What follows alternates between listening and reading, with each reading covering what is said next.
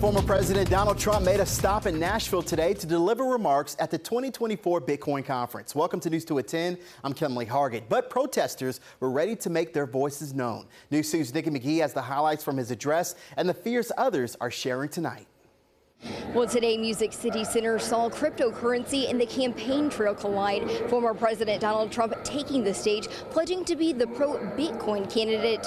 However, of course, his comments didn't come without controversy, several going outside Music City Center to protest his appearance. This afternoon, I'm laying out my plan to ensure that the United States will be the crypto capital of the planet and the Bitcoin superpower of the world, and we'll get it done.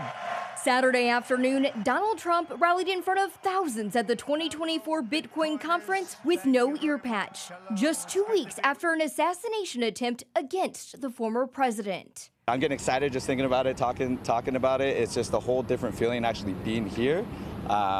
It's a dream come true. Trump issued several promises, including creating a Bitcoin advisory council if elected in November, hiring a new SEC chairman, and to defeat Kamala Harris, who he called his second choice to run against. The day I take the oath of office, Joe Biden and Kamala Harris's anti-crypto crusade will be over. It will end.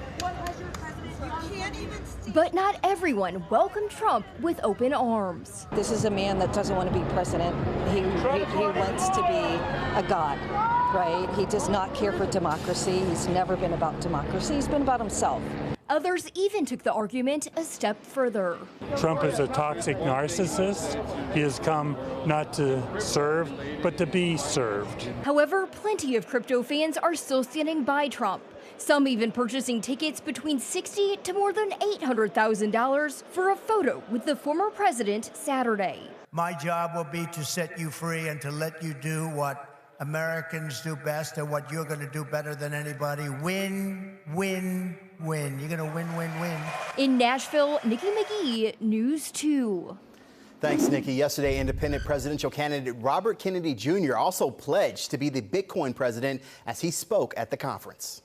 I want to be the president who can bring back hope. And I'm grateful to be part of your Bitcoin community. In fact, I don't think of myself as red.